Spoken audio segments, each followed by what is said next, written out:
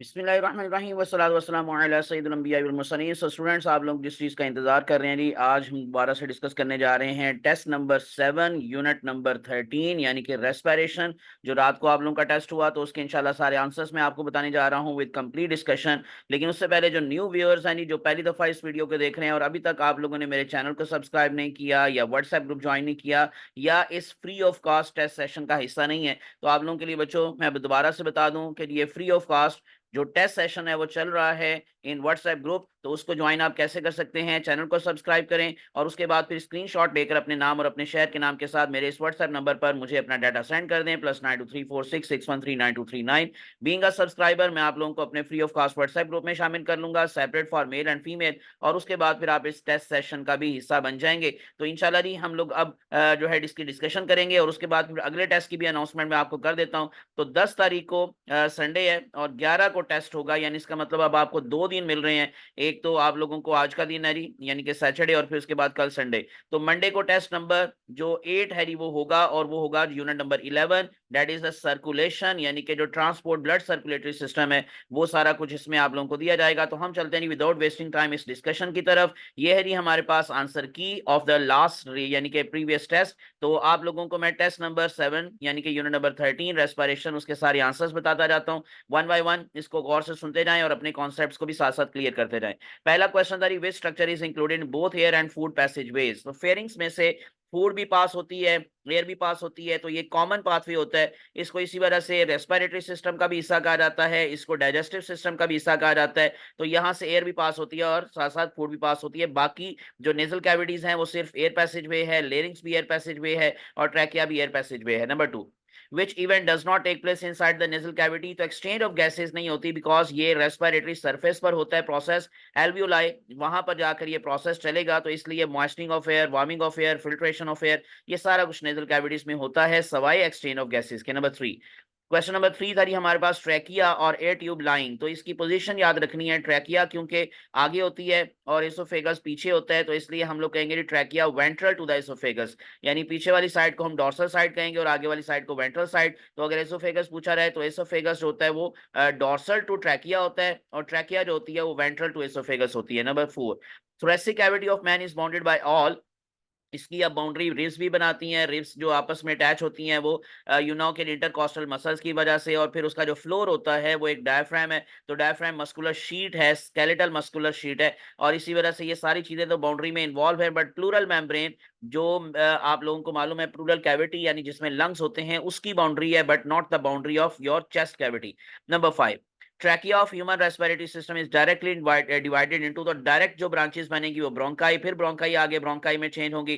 पहले क्या होगा, प्राइमरी ब्रोंकाई, फिर सेकेंडरी, फिर टर्शरी, और उसके बाद फिर जाकर ब्रोंकियोल्स बनेगी जब उनका डायमीटर जस्ट 1 मिलीमीटर या उससे भी कम रह जाएगा। Number 6, cartilage rings of air tube are progressively replaced by, ये बुक की पूरी लाइन उठाकर आपको दी गई है। तो इरेगुलर डिस्ट्रीब्यूट कार्टिलेज, तो यानी कि जो कार्टिलेज रिंग्स होती हैं वो कार्टिलेज प्लेट्स के साथ पहली बात तो रिप्लेस करती हैं। तो लेकिन ये कैसे होती है replacement, irregular distribution of cartilage की वजह से। Number 7, bronchi are called bronchioles, अभी मैंने आपको बताया attain a diameter of 1 millimetre, यानी कि Charlie option is the answer. Number 8, bronchioles are different from bronchi due to the absence of cartilage, bronchioles के अंदर आपको कोई कार्टिलेज नहीं मिलेगी, जबकि ब्रोंकाई में कार्टिलेज प्लस मसल्स दोनों होते हैं। लाइक ब्रोंकाई ब्रोंकियोल्स के अंदर सिर्फ मसल्स होते हैं, कार्टिलेज नहीं होती। Number 9, lungs are connected to the outside, तो इसका कनेक्शन ओरल कैविटी के थ्रू भी बाहर है और नेजल कैविटी के थ्रू भी बाहर है, यानी कि अगर नेजल ओपनिंग्स बंद हो जाएं तो फिर आपकी ओरल कैविटी का पाथवे यूज होता है। तो इसलिए इसका आंसर था ऑल ऑफ दिस, यानी way of trachea, mouth as well as nasal cavities. Number 10,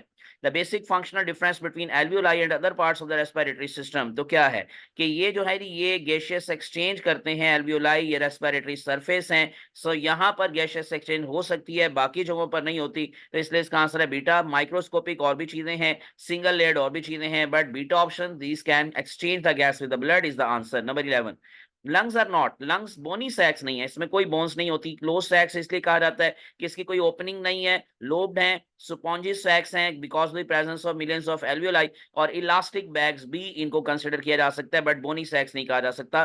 12, the floor of chest cavity is made up of, diaphragm की बात हो रही है, तो डायाफ्राम एक मस्कुलर शीट है और ये मसल्स कौन से हैं? स्केलेटल मसल्स हैं। 13, लंग्स आर कवर्ड विद, तो double layered thin membranous sac होता है, यानी जो प्लूरा होती है जिसको हम प्लूरल मेम्ब्रेन कहते हैं, ये जो प्लूरल मेम्ब्रेन है ये डबल थिन मेम्ब्रेनस सैक होता है, जिस तरह से पेरिकार्डियम होती है।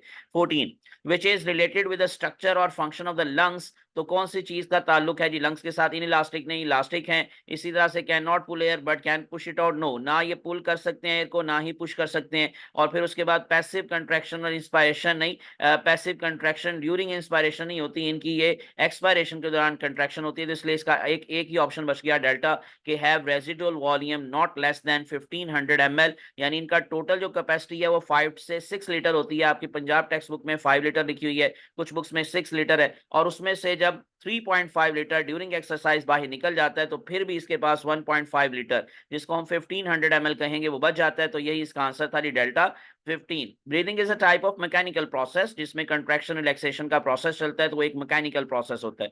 16, in a normal person during rest breathing occurs rhythmically at the frequency of, वैसे तो आप लोगों ने पढ़ा हुआ है कि ये नॉर्मली 15 से 20 टाइम्स पर मिनट होती है, बट यहाँ पर आपको जो यूनिट्स दिए गए, ऑप्शन दिए गए, वो पर आवर के हिसाब से। तो आपने क्या करना था जी, 15 को 60 से मल्टीप्लाई कर देना था, यानी एक मिनट में 60, एक घंटे में 60 मिनट्स होते हैं, तो इसका मतलब फिर आंसर आएगा 900 से 1200 times per hour. Next one 17, while showing contraction the shape of the diaphragm becomes less dome like, क्योंकि ये नीचे चली जाती है, डाउनवर्ड मूव करती है, तो जरा लेस डोम लाइक हो जाती है, बट ये कंट्रैक्शन की वजह से होता है, रिलैक्सेशन की वजह से नहीं। समटाइम हमें लगता है कि ये फ्लैट हो जाना रिलैक्सेशन है, नो, ये जब मोर डोम शेप में आएगी तब ये रिलैक्स कंडीशन में कहलाएगी। 18, when ribs show elevation, जब रिब्स ऊपर जाती हैं और अपवर्ड और साथ साथ आउटवर्ड जाती हैं, तो इसका मतलब उनके मसल्स उस वक्त कंट्रैक्शन शो कर रहे होते हैं और ये इंस्पायरेशन की बात हो रही है, तो beta option is the answer, contraction. 19, which event is not related with the inspiration, inspiration के अंदर रिब्स जो है वो आपकी अपवर्ड और आउटवर्ड जाती हैं, इनवर्ड जाती हैं वो ड्यूरिंग द एक्सपायरेशन, तो इसलिए इसका आंसर था beta option, ribs move inward, यानी आपको गलत पूछा गया था, तो not related. 20, during expiration in man pressure lungs के ऊपर बढ़ जाता है, क्योंकि जब ऊपर से रिब्स नीचे आती हैं, अंदर आती हैं, नीचे से डायफ्राम ऊपर जाती है, तो लंग्स को प्रेस किया जाता है और लंग्स के ऊपर प्रेशर बढ़ जाता है, जिसकी वजह से उनके अंदर की हवा निकल जाती है। ये बड़ा इंपॉर्टेंट पॉइंट है कि आपके अंदर की भी हवा निकल सकती है अगर आप प्रेशर बर्दाश्त ना कर सके।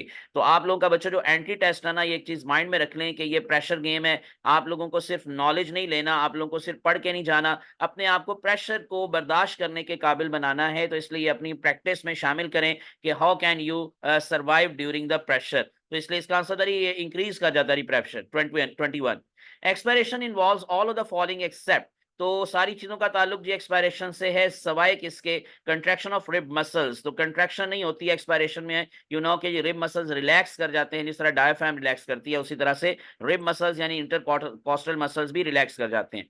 Next one, when lungs are pressed the inside air moves out, जब उसके ऊपर अगेन प्रेशर आएगा, मैंने अभी कहा कि जो उसकी हवा निकल जाएगी उसके अंदर की, तो इसका आंसर था alpha, inside air moves out. 23, the reduction in space of the chest cavity exerts pressure on lungs, ये सारी बातें एक्सपायरेशन से रिलेटेड हो रही हैं, तो लंग्स के ऊपर प्रेशर बढ़ जाएगा जब स्पेस कम होगी चेस्ट वॉल्यूम की, यानी चेस्ट कैविटी का वॉल्यूम कम होगा।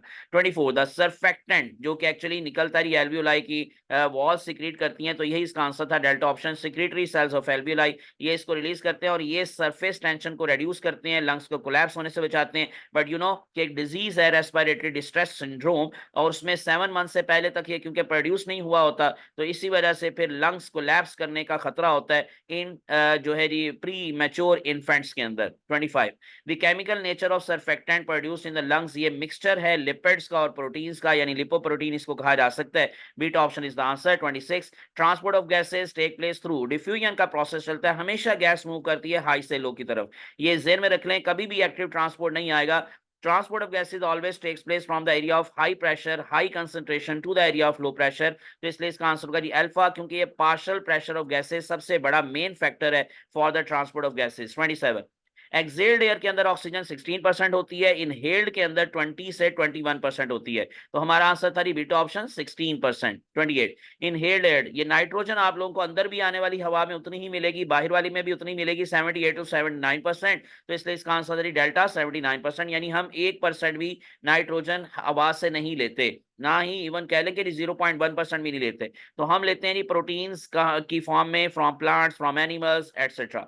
29, excelled air contains carbon dioxide 4%, और एक्सेल्ड एयर के बाद अगर इनहेल्ड एयर पूछा जाता तो अल्फा आंसर होता 0.04। अभी आंसर है जी चार्ली, चार्ली नहीं बीटा, ये गलती से चार्ली है, ये ऊपर वाले में भी चार्ली लिखा हुआ है, बीटा नहीं है ये, बिल्कुल सी नहीं है बच्चों, ये ना बी है।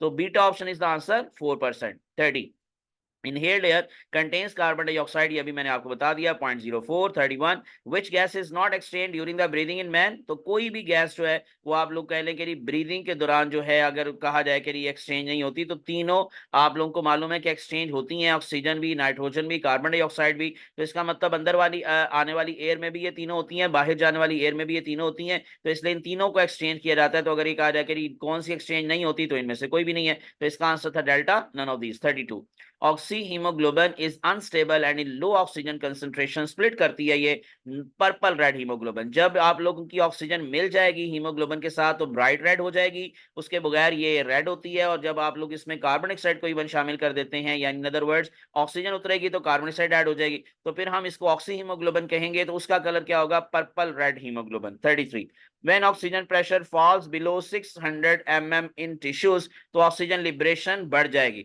यानी ऑक्सीजन इतने लो प्रेशर पर हीमोग्लोबिन के साथ अटैच नहीं रहेगी, और उस वक्त ये मायोग्लोबिन के साथ अटैच हो जाएगी, जो कि मसल्स में होती है। तो इसका आंसर है लिबरेशन ज्यादा हो जाती है हीमोग्लोबिन के साथ, लेकिन उस वक्त अटैचमेंट हो जाती है मायोग्लोबिन के साथ। Beta option is the answer, that is increases.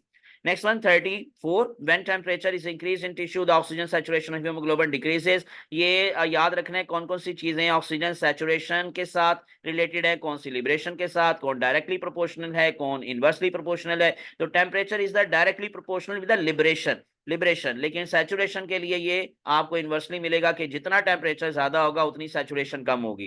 तो इसी वजह से इसका आंसर होगा जी alpha decreases. 35 when oxygenated blood comes toward heart it contains carbon dioxide, यानी कि आपसे बात पूछी जा रही है बेसिकली डीऑक्सीजनेटेड ब्लड की। तो डीऑक्सीजनेटेड ब्लड के अंदर आप लोगों, बल्कि नहीं, व्हेन ऑक्सीजनेटेड ब्लड की बात पूछी जा रही है टुवर्ड हार्ट, ये बेसिकली वेन वापस लेकर आती हैं, लेकिन वो कौन सी वाली वेन होती है, पल्मोनरी वेन्स। और इस वजह से ये क्वेश्चन बनाया गया, याद रख लिए कि हर वेन के अंदर आप लोगों को कार्बन डाइऑक्साइड की अमाउंट 54 ml मिलेगी पर 100 ml, यानी कि पर लीटर। लेकिन जब आप लोग बात करेंगे ना इसकी जो है वो ऑक्सीजनेटेड ब्लड यानी पल्मोनरी वेन्स की, तो उसमें आर्टीरियल वाला ये चक्कर होगा। तो इसका आंसर होगा 50 ml पर लीटर, जो कि एक्चुअली आप लोगों को आर्टरी का ये जो है मिलता है। देखिए मेरे ख्याल से नहीं, ये पर 100 ml होना चाहिए, एनीवेज ये पर लीटर है, यहाँ पर ऑप्शन लिखा हुआ। 36 in tissues where oxygen tension is low haemoglobin shows rapid liberation of oxygen, ये भी अगेन जितनी ऑक्सीजन टेंशन कम होगी उतनी लिबरेशन ज्यादा होगी, तो ये इनवर्सली प्रोपोर्शनल है। 37 all of the followings are directly proportional, जैसे अभी ये सारी बातें बता रहा था। तो pH is the inversely proportional, क्योंकि जितनी ज्यादा पीएच उतनी आप लोगों को मालूम है कि लिबरेशन कम, जितनी कम पीएच उतनी लिबरेशन ज्यादा।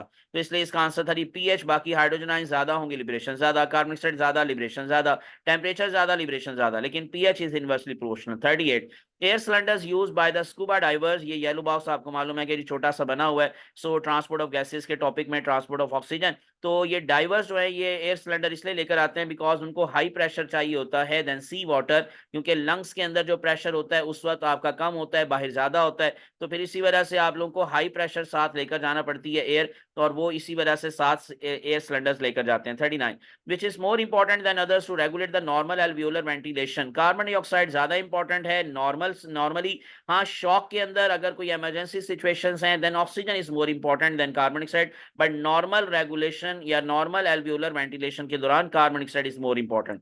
40 which one is more soluble in plasma than others, again carbon dioxide is more soluble than plasma than others, तो आंसर था beta option. 41 the maximum amount of carbon dioxide is transported in human body, ये attach होकर जाती है iron के साथ। ठीक है, एक चीज ध्यान में रख लें, यानी कि अटैच बल्कि आयरन नहीं आयंस के साथ, बाइकार्बोनेट आयंस की बात हो रही है, तो बाइकार्बोनेट आयंस के साथ 70% की फॉर्म में ये ट्रांसपोर्ट होती है, 20% हीमोग्लोबिन के साथ जाती है। बाकी आपकी पीटीबी में यानी कि पंजाब टेक्स्ट बुक में लिखा हुआ है कि 5% प्लाज्मा प्रोटीन, 5% पोटाशियम, लेकिन अब जो नई बुक्स आई हैं उसमें 8% का आंसर दिया गया, ऑप्शन दिया गया प्लाज्मा के साथ, और वहां पर पोटाशियम का ऑप्शन खत्म कर दिया गया है इस दफा। लेकिन एनीवेज अभी आप पुरानी बुक्स वाला ही आंसर देंगे। आंसर क्या है, अटैच फॉर्म विद द का बाइकार्बोनेट आयंस। मैंने इसलिए बताया कि अगर इनके दूसरी चीजों की परसेंटेज पूछी गई तो पुरानी बुक्स के अकॉर्डिंग आपने याद रखना है 5% इन प्लाज्मा प्रोटीन्स के साथ और 5% पोटाशियम के साथ और 20% हीमोग्लोबिन के साथ। 42 When blood leaves the capillary bed of the tissue, most of the carbon dioxide किस फॉर्म में होती है, क्योंकि सबसे ज्यादा इसी फॉर्म में ट्रांसपोर्ट होती है।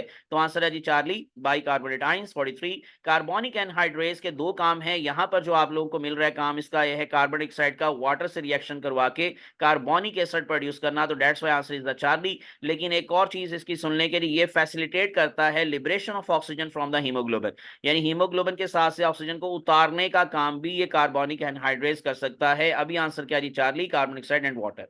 44, oxygen carrying capacity of human blood is increase to about 75 times by haemoglobin. ये बहुत अच्छा कैरियर है, बट इसकी एक प्रॉब्लम ये है कि ये अफिनिटी कम शो करता है as compare to myoglobin. Haemoglobin store नहीं कर पाती ऑक्सीजन को, लेकिन मायोग्लोबिन स्टोर करती है। लेकिन ओवरऑल अगर आप कैरियर की बात करेंगे तो ये बहुत अच्छा कैरियर के 75 टाइम्स इसकी जो कैरिंग कैपेसिटी है बाकियों से ज्यादा है। 45, myoglobin is made up of 153 amino acid while haemoglobin is made up of 574। तो इन दोनों का जो डिफरेंस है वो आपने क्लियर याद रखना है। हीमोग्लोबिन में 4 चेन्स है, मायोग्लोबिन में 1 है। हीमोग्लोबिन 4 ऑक्सीजन के मालिक उसको कैरी करता है, मायोग्लोबिन 1 को करता है। हीमोग्लोबिन क्वाटनरी स्ट्रक्चर शो करता है, मायोग्लोबिन टर्शरी स्ट्रक्चर शो करता है। तो ये सारे स्ट्रक्चरल फंक्शनल डिफरेंसेस आपको याद रहने चाहिए। 46, myoglobin is similar with haemoglobin as both of these are globular. दोनों के साथ ग्लोबिन लिखा हुआ है, दोनों ही ग्लोब्यूलर प्रोटीन्स हैं, एक का टर्शरी स्ट्रक्चर है, एक का क्वाटनरी, बट दोनों ही ग्लोब्यूलर हैं। 47, टाइडल वॉल्यूम कहते हैं जो कि हम नॉर्मली जो है एक्सचेंज करते हैं, यानी नॉर्मल जब हम सांस ले रहे होते हैं तो हमारे अंदर से एयर में से 0.5 लीटर वो एयर बाहर जाती है, 0.5 लीटर वापस आती है, तो उस वक्त हमारा रेजिडुअल वॉल्यूम होता है 4.5 लीटर। लेकिन ये 5.5 लीटर को हम ml में कितना लिखेंगे, 500 ml, तो इसलिए इसका आंसर था alpha. 48, the volume of air taken inside and expelled during exercise, फिर हम एक्सचेंज कितना कर लेते हैं 3.5। और एक वर्ड है जी वाइटल कैपेसिटी, वो यही है कि maximum inspiration after maximum expiration या maximum expiration after maximum inspiration, और वो मोस्टली 3.5 लीटर होता है। तो वाइटल कैपेसिटी तकरीबन ये है और टाइडल वॉल्यूम 0.5 लीटर है। सेकंड लास्ट क्वेश्चन था जी, residual volume even during the exercise, चाहे हम एक्सरसाइज कर रहे हो, चाहे नॉर्मल हो, चाहे कुछ भी हो, यानी हमारे लंग के अंदर कम से कम कितनी ऑक्सीजन बाकी रह जाएगी या एयर बाकी रह जाएगी, 1.5 लीटर। तो ये 1.5 लीटर इसका आंसर था कि ये हम बाहर नहीं निकालेंगे जब तक कि किसी की डेथ नहीं हो जाती, तो अदरवाइज ये लंग्स कोलैप्स हो सकते हैं। और लास्ट वन था जी, which of the following is the primary function of the lungs. तो लंग्स क्या करते हैं, क्या वो ट्रांसपोर्ट ऑफ गैसेस करते हैं विद इन द बॉडी? नहीं। Serve as the reservoir of blood for the left ventricle? नहीं। It is the filter to protect the systemic vasculature? वो भी नहीं। तो एक ही ऑप्शन रह गया, facilitate the exchange of oxygen and carbon dioxide between air and blood, जो कि एल्वियोलाई की वजह से होता है। तो ये थी जी आज की डिस्कशन। उम्मीद है कि अगेन आप लोगों के कुछ पॉइंट्स क्लियर हुए होंगे और आप लोगों को फायदा हुआ होगा। तो इसी वजह से जी आप लोग अगेन जो नए व्यूअर्स हैं वो इस चैनल को सब्सक्राइब करके और इस टेस्ट सेशन का हिस्सा बन जाएं, जो मैं आपको शुरू पे भी बता चुका हूं। तो कल इंशाल्लाह, यानी बल्कि मंडे को इंशाल्लाह आप लोगों का टेस्ट नंबर 8 होगा, यूनिट नंबर 13 रेस्पिरेशन। मुझे अपनी दुआ में याद रखिएगा। अल्लाह आप सबका हामी नासिर हो। जज़ाकुमुल्लाहु खैरन कसीरा। अस्सलामु अलैकुम व रहमतुल्लाहि व बरकातुहू। अल्लाह हाफिज़।